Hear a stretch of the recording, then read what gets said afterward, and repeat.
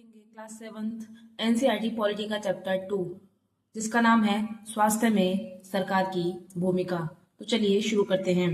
इस अध्याय में बताया गया है कि स्वास्थ्य केवल बीमारी का इलाज नहीं होता है बल्कि स्वस्थ जीवन का अधिकार, जिसकी जिम्मेदारी सरकार की होती है कि वे अच्छे स्वास्थ्य सेवाएं अपने नागरिकों को प्रदान करें। अब स्वास्थ्य से यहाँ मतलब क्या है, तो इसका अर्थ यह है कि जो हमारा स्वास्थ्य होता है वह केवल बीमार ना होना नहीं होता, बल्कि एक स्वस्थ व्यक्ति शारीरिक रूप से स्वस्थ हो, मानसिक रूप से भी स्वस्थ हो और सामाजिक रूप से भी स्वस्थ हो। तो वह ऑल ओवर जब स्वस्थ होता है तो उसको हम एक स्वास्थ्य कहते हैं। यदि मैं उदाहरण की बात करूं तो यदि किसी व्यक्ति को कोई बीमारी नहीं है लेकिन उसे साफ पानी, पौष्टिक भोजन और सुरक्षित वातावरण नहीं मिल पाता तो वह पूरी तरह से स्वस्थ नहीं माना जाएगा। भारत में स्वास्थ्य सेवाओं की क्या स्थिति है इसके बारे में हम जानेंगे। बीमारियों से बचाव व उपचार। जो बीमारियां होती हैं उनसे बचाव और उपचार के लिए हमें उचित स्वास्थ्य सेवाओं की आवश्यकता होती है, जैसे स्वास्थ्य केंद्र, अस्पताल, परीक्षणों के लिए लैब्स, एम्बुलेंस सुविधाएं, ब्लड बैंक्स जैसी सुविधाओं का हमें आवश्यकता होती है जिससे हम बीमारियों के बचाव और उपचार को कर पाएं।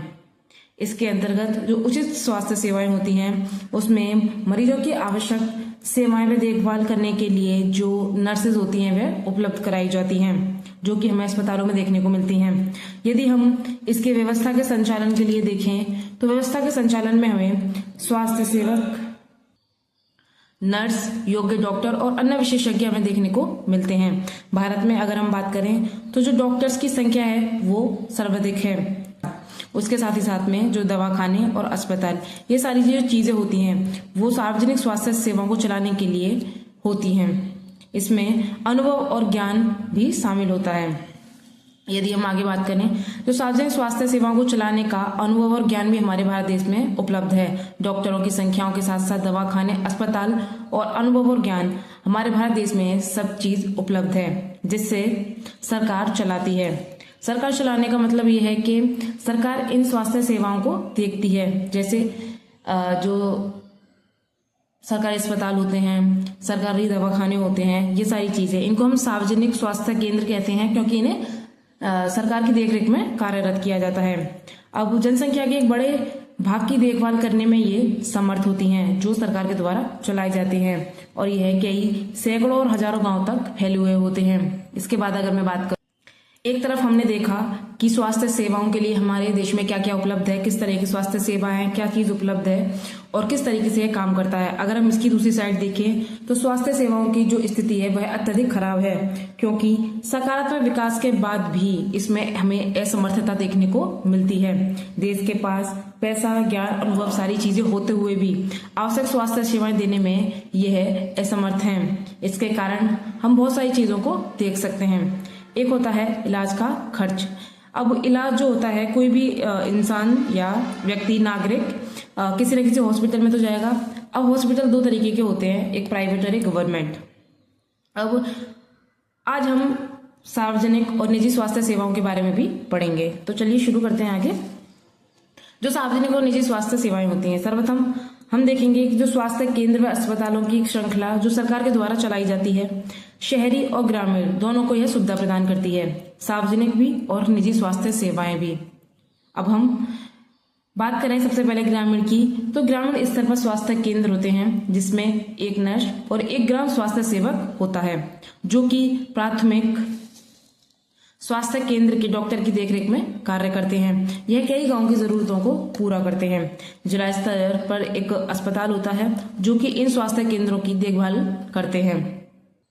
और उसके बाद में बात आती है शहरों की। हमने ग्रामीण स्तर पर देख लिया, एक स्वास्थ्य केंद्र होता है और जिला स्तर पर अस्पताल होते हैं जो कि जो स्वास्थ्य केंद्र होते हैं उनकी देखभाल करते हैं। और अगर हम बड़े बड़े शहरों की बात करें तो कई सारे अस्पताल हमें बड़े बड़े शहरों में देखने को मिलते हैं, कई सारे सरकारी अस्पताल। अब जो सरकार होती है वो वचनबद्ध होती है अस्पताल और स्वास्थ्य केंद्रों को स्थापित करने के लिए, क्योंकि जो बड़े बड़े शहर हैं, गांव हैं, इनमें हमें सरकारी अस्पताल देखने को मिलते हैं। पर कैसे, जो कि सरकार है उसने इसका वचन दिया है अपने नागरिकों को कि वह अस्पताल और स्वास्थ्य केंद्रों को स्थापित करेगा। अब इनको स्थापित करने के लिए सरकार के पास पैसा कहाँ से आता है, तो वो आता है टैक्स से। इसलिए इसका एक कारण यह भी है कि इसको सार्वजनिक रूप के हम कहते हैं, क्योंकि जो नागरिक होते हैं वो सब टैक्स पे करते हैं और इसे ये सुविधा जो होती है वो सबके लिए होती है। अगर हम इसकी व्यवस्था की बात करें, जो कि सार्वजनिक स्वास्थ्य व्यवस्था है, यह एक महत्वपूर्ण पहलू होता है अच्छी स्वास्थ्य सेवाओं के लिए। जो कि सार्वजनिक स्वास्थ्य व्यवस्था होती है उसके अंतर्गत निःशुल्क या बहुत कम कीमत पर हमें दवाइयां या जो हमारा इलाज है वो हमें देखने को मिलता है, जिससे गरीब लोग भी अपना इलाज करा सकें। अन्य कार्यों में अगर हम बात करें जिसमें बीमारियों को रोकने से, फैलने से रोकने, कई अगर हम इन बीमारियों की बात करें तो इसमें टीबी, मलेरिया, पीलिया, दस्त लगना, हैजा, चिकनगुनिया जैसी बीमारियां होती हैं जिनको फैलने से रोकने का प्रयास किया जाता है।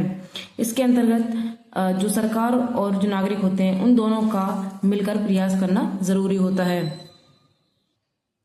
दोनों के सहयोग से इसकी रोकथाम की जा सकती है, वरना यह असफल हो सकते हैं। यदि हम उदाहरण के तौर पर देखें तो मच्छर पैदा ना हो, अगर इसका अभियान चलाया जाए तो कहीं भी पानी एकत्र ना हो, इसका जो दायित्व होता है वो सरकार और लोगों का दोनों का होता है कि लोग अपने घरों में ये चेक करें कि छत पर, कूलर पर या किसी ऐसी चीज में पानी ना भरे जिससे मच्छर पैदा हो सके।